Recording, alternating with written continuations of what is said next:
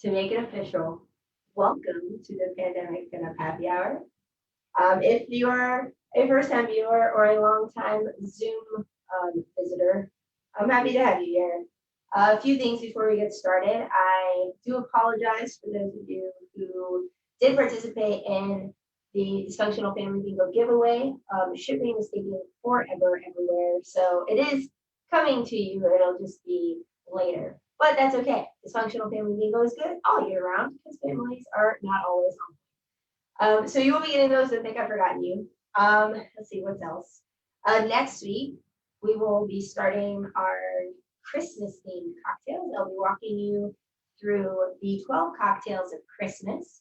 So for 4 Sundays in a row, we'll do 3 cocktails each, all Christmas themed. That way you have plenty to choose from before actual Christmas. But today we're focusing on cocktails that I thought were kind of funny to celebrate Thanksgiving. Thanksgiving is my absolute favorite holiday, mainly because of the food, kind of because of my family. Just kidding. I do love my family. But I know that like Thanksgiving is one of those things where if you do actually enjoy it, you like it, you get to see friends and family that you may not see all year long. And then nothing ever goes like exactly the way it's supposed to.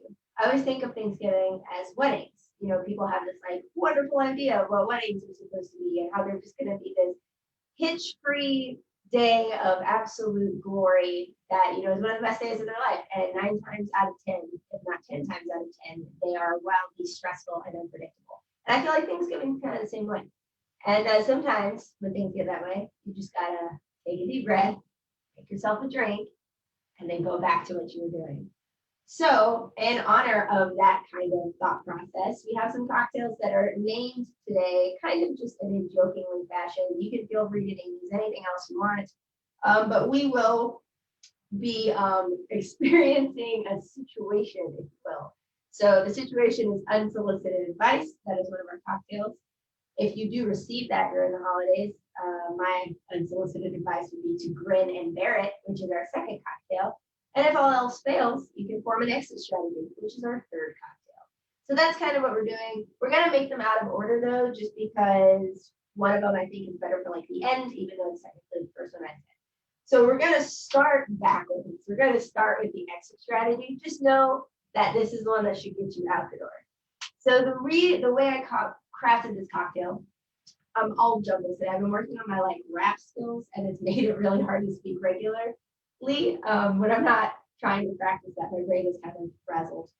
So for the exit strategy, my whole idea was if things are going kind of sideways and you really need to figure out a way to get out of there, but you don't necessarily just want to do what some people call the Irish goodbye, where you just kind of leave unannounced and without telling anybody, figured what better way to leave than making a toast, right? You're like, hey, I'm so glad I came. Thank you for having me. Let me make this toast and then get out of your life. So with that in mind, the exit strategy is a champagne cocktail. So for this cocktail, you're going to build part of it in glass. And I forgot something else I have to go grab. I swear these classes are way more organized. It's been a very hectic week. I've returned back to work, and then I'm trying to make sure I get all my ducks in a row before I start these classes.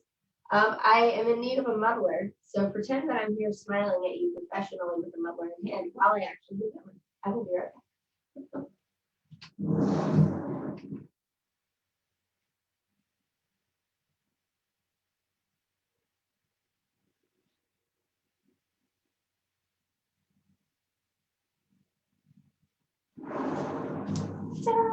That's how you make an exit, but also how you make a re-entrance. So for this cocktail, we will be using cranberries. If you are unable to find them fresh, you can definitely get frozen ones.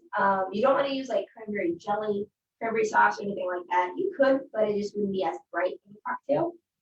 When I bought these, they only had frozen, and then of course I went back to the grocery store 2 days later, and they had fresh cranberries, and I don't need that many cranberries. So I'm using frozen. If you have access to fresh, especially with Thanksgiving around the corner, use fresh. So I'm going to use 10 cranberries. I will say that if these were fresh, I would probably use 6 to 8. But because they're frozen, the flavors mellowed out just a little bit, so I want to make sure I have enough. So I'm putting 10 directly into my glass. 2, 4, 6, 8, 10. 10 cranberries.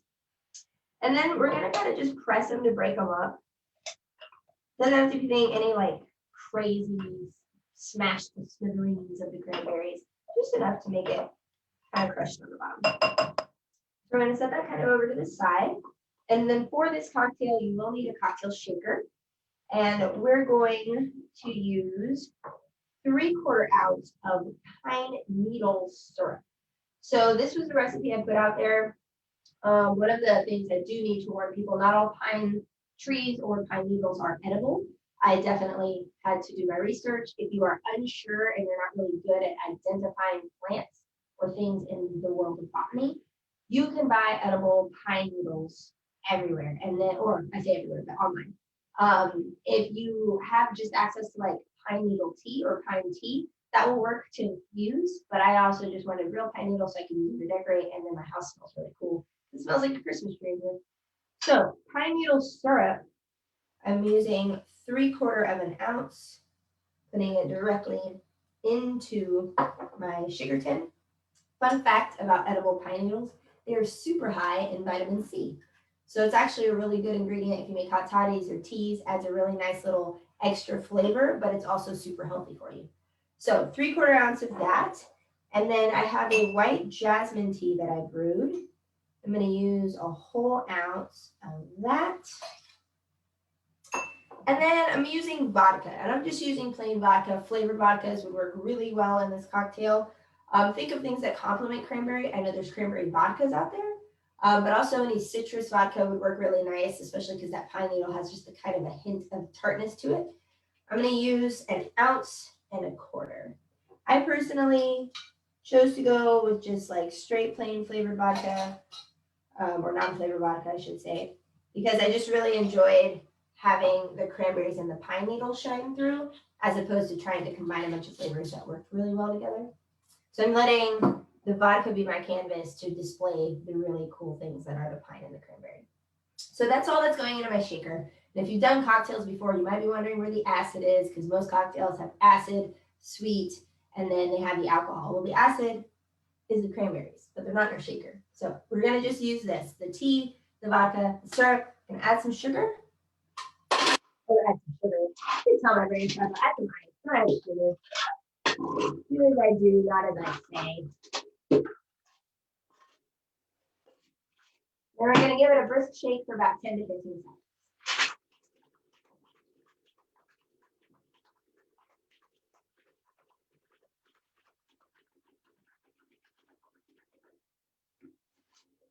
So you can strain this over fresh ice if you want it to look super pretty. You're going to take like all these pictures of it. I kind of like to dirty dump this cocktail. I'm going to dump it right over the cranberries. And then I'm going to add just a few more cubes of ice. That's just kind of to separate this layer from the next layer, which is the champagne, because we are making a toast. Bubbles make everybody smile. So we're going to add some to this cocktail. I've actually been popping bottles all day. I've been brunch bartending. I made so many mimosas today, guys. Unnecessary amount of mimosas. But now I'm making an exit strategy. So you just top off with champagne. You could absolutely use any other fizzy agent that you like. You could use sparkling water. You could use any of those flavored sparkling waters. You could use club soda. You could use tonic. They also have flavored tonics. Go crazy. If you really want to, you could use like Sprites or I don't know, Jones's apple soda. Just add some bubbles. Make it festive. Make it pretty. And then that's what our cocktail looks like so far. And it's very pretty just presented like this, especially if you have like a champagne flute. There's something super dainty about that really tall, thin shape. But I would like to garnish it with some actual pine needles. So I have some here. I'm going to put them in my little cocktail skewer so they'll stay in place. And then it's like red and green. I guess it's kind of Christmassy now that I think about it in color terms, but we're serving it at Thanksgiving and nobody cares. So that is the exit strategy, guys. Cheers. And because we're working backwards, our next cocktail is Grin Bear It. Grin Bear It was one of those things where like maybe you're getting all this unsolicited advice. People are telling you all kinds of things you don't want to hear. Maybe they're right, maybe they're wrong, but you don't care. You really just didn't ask for their opinion. So sometimes you gotta take it with a grain of salt, or as I like to say, with a stiff drink. So that's what we're gonna make. So for this, you need a cocktail shaker as well. We're going to be walking over into the world of rye whiskey. I love rye whiskey. So we'll be using 1.5 ounces of rye whiskey. Putting that into the shaker. Then we're going to be using apricot brandy. And if you've been in enough of these pandemic pinup classes, you would know that whiskey and apricot are some of my favorite combinations. I don't know why. Well, I kind of do. I grew up on apricot. I love that flavor. As an adult, I really got into whiskey. But somehow the two together are just like the best parts of all of my life, I think. Just really like that flavor combo. Then we're going to add 1/2 ounce of freshly squeezed lemon juice. And we made a simple syrup for this class, if you were following along on the flyer, with cardamom, which is one of my top favorite spices. So we're going to be using 1/2 ounce of cardamom syrup. Now, if you don't have cardamom, you could totally make this with like a spiced simple syrup. Or if you wanted to pick a different spice, you could do cinnamon, clove, nutmeg, allspice. It's going to just affect the flavor a little bit differently, but it'll still be nice because all of those are in the baking spice category, so they have similar characteristics. But cardamom has kind of like a peppery mixed with cinnamon type of vibe, so it's warm, but also has like a kick to it. I really like it. Not all cardamom is the same. There's like green and black are the two most common, I think. Whatever you can find, they are minorly different, but in like this kind of application, you could get away with one or the other. And then we're going to use 1/4 ounce of freshly squeezed lime juice. Yep. Oh, it smells so good. And this one, we're going to put some ice, not sugar, in our shakers.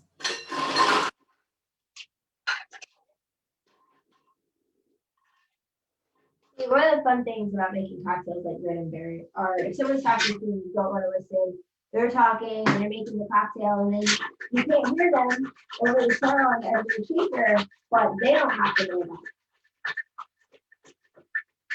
You just take until you're like ready to go back into the conversation and then have a drink.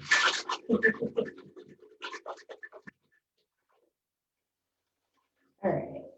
I'm going to pour this one over fresh ice. So I'm going to put some of that into my glass.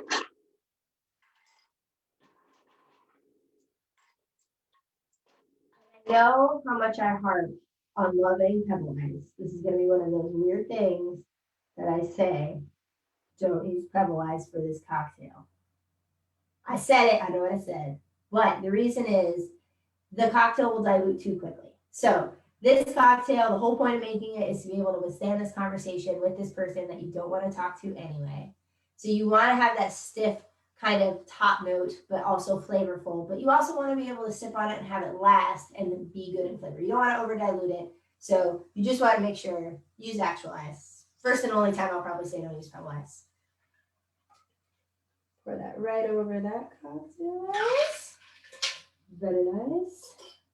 Then I tried garnishing this with a lot of different things. I was trying to think like outside the box and do something that wasn't the traditional lemon or lime, right? Because it has both of those things in there. And then I ended up using a dried apricot, which is what I'm going to use now. I just want to like put it out there. I think it looks okay in the photo that'll go up on Instagram. It's not my favorite. I'm still working on what I want the actual garnish for this cocktail to be. But realistically, if you were talking with somebody that you didn't want to listen to, the cocktail garnish is the least of your worries. So don't worry about it too much. I just decided on the apricot because it's a dainty, cool little snack to have on there. That is Grin Bear It, guys. It looks unassuming, but it'll get the job done. Oh yeah. Can't hear anything over the sound of that amazing flavor. That's how good that cocktail is. And then last but not least, I'm actually super pumped about this cocktail. I thought it turned out really, really good. I was determined to take something I liked and then put in it with a bunch of stuff that I didn't really ever want in there and then figure out how to make it work. So I love coffee. And I know, LG, you're not a coffee person, but I love coffee and I love coffee cocktails. It's like the best of both worlds, caffeine and booze. However, I'm a stickler. Like I really like coffee with whiskey. I've tried it with so many other things. tried it with like anisette, I've tried it with gin, I've tried it with vodka, I've tried it with tequila, and I always come back to whiskey. I just think it's one of the best combinations ever. So I was determined to make a non-whiskey based coffee cocktail. And then I also wanted to add in an alternative kind of creamy agent because I either like black coffee or I like coffee with milk. Once you start to get into like all the nut milks and the plant milks and all that stuff, I'm not about it. So I made an almond milk coffee tequila cocktail. And that is the unsolicited advice because I feel like if someone's going to give it to you and you're going to have to stand there, before you grin and bear it, you at least have to make sure that you look perky. So we need that caffeine, right? So to make this cocktail, before you even start the cocktail, you have to start the garnish. And I want to talk to you about the garnish before I do it, and then you'll see what I'm kind of talking about after I make it. But I wanted to kind of do a brulee top on top of this coffee. So what that means to me is like creme brulee when it has that crisp sugar disc on top that you get to kind of like crack through and then eat it. It's always fun, looks amazing, smells great, tastes good. It's kind of hard when you're doing it on liquid that is incredibly cold and wants to soak up all the sugar immediately. So I tried a couple different ways and it is manageable with just sugar, but I ended up having to put too heavy of a layer for what I wanted. And then I also wanted to kind of play around with different textures. So what I ended up doing was combining rice flour, sweet rice flour at that, and sugar, just regular white sugar. And the ratios are like 3 parts sugar to 1 part of that flour. And I mix them in even parts. So I have that here in this little bowl. It's just this white bowl of powder. I swear it's sugar and flour. But the reason I did that is because it kind of adds a certain amount of texture to the sugar to where it doesn't sink immediately into the cocktail. One of the benefits of making a coffee cocktail with sugar in it is that it will foam because of the chemical reaction between the sugar and the coffee once it emulsifies with that air. So you have that foam for it to sit on top, and then the flour mixed with the sugar allows it to stay there a little longer while you're going to brulee it. And then the most interesting thing, I think, is you get this like crispy, chewy texture because the flour doesn't really get gummy, but it does acquire some cooked kind of texture. It's kind of hard to explain if you've never had it, but I'm going to kind of try and show you tactily, however it actually looks. But yeah, so prepare that first. I'll be sure to put that in the description of the cocktail on Instagram, just because I don't think I actually had this plan when I put out the flyer. I think I was just going to garnish it with like coffee beans, and then I kind of went down a rabbit hole with brulee texture. So I have my flour, sugar on the side, and then to make the cocktail, I'm going to get yet another cocktail shaker. All our cocktails are shaken today. And I am going to start with a 1/2 ounce of maple syrup. Pour that in here. Please use real maple syrup. Do not use like pancake syrup, like Aunt Jemima, or what is it, like Happy Man, I think is the other one. Those aren't real maple syrups. Those are maple flavored pancake syrups, but they're not gravy. Yes. So like this is 100% maple, 100% pure maple syrup. There's a lot that are really easy to find online. Walmart sometimes carries a 100% maple syrup. My liquor store does. I don't know where y'all are, but maybe your liquor store does. Just make sure you read the label. It should just be like one ingredient, maple syrup. So we have a 1/2 ounce of that in there. Then I have a 3/4 ounce of almond milk. And I tried this with a couple different ones, unsweetened, sweetened, vanilla flavored. They were all really good. I would just kind of gear it towards what your palate genuinely likes. I like most of my coffees more on the unsweetened side. So because I already had maple syrup, I went with unsweetened almond milk. If you like sweeter coffees, I would recommend sweetened or the vanilla flavored. So 3/4 ounce of that. It wouldn't be a coffee cocktail without coffee. So we're going to do 2.5 ounces of coffee.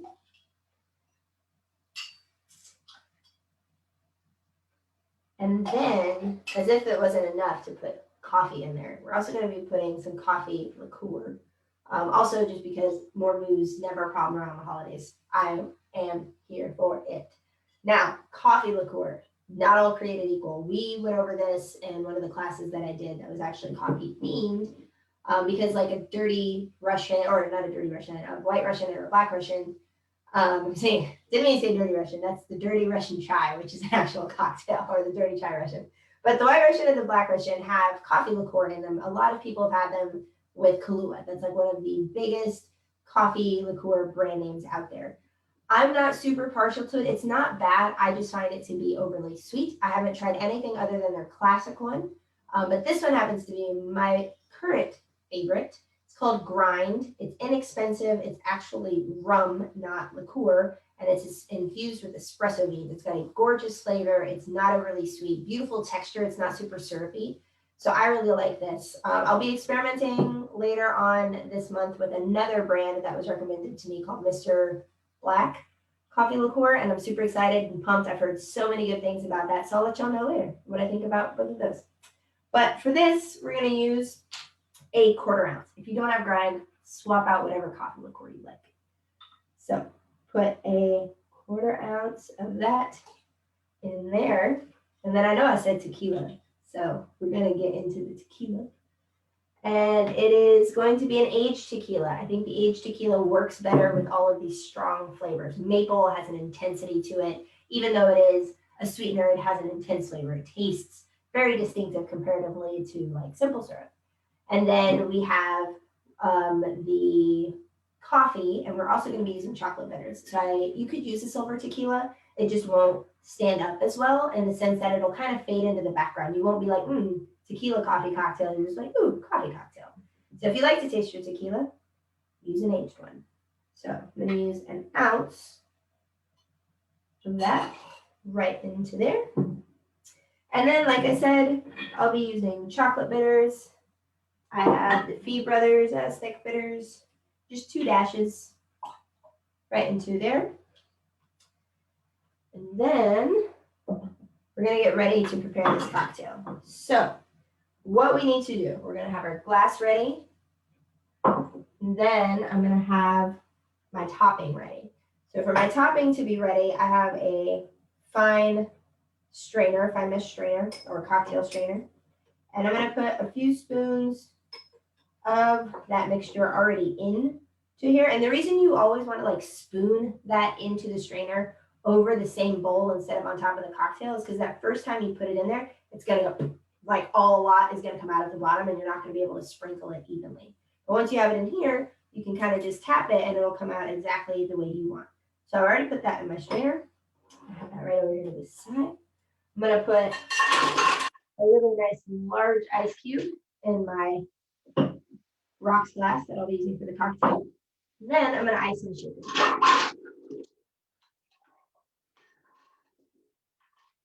This one's going to be about a 15-second shake.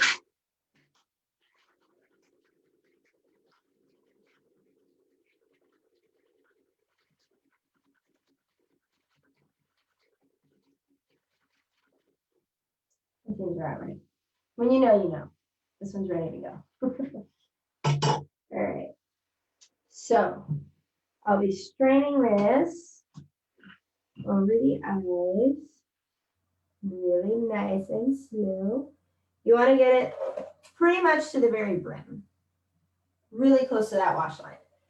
And then as that foam is settling, I'm going to get my blowtorch ready. Also, why not use fire when you can, right? Like it's a great excuse to just use fire at all times. So I have my blowtorch ready.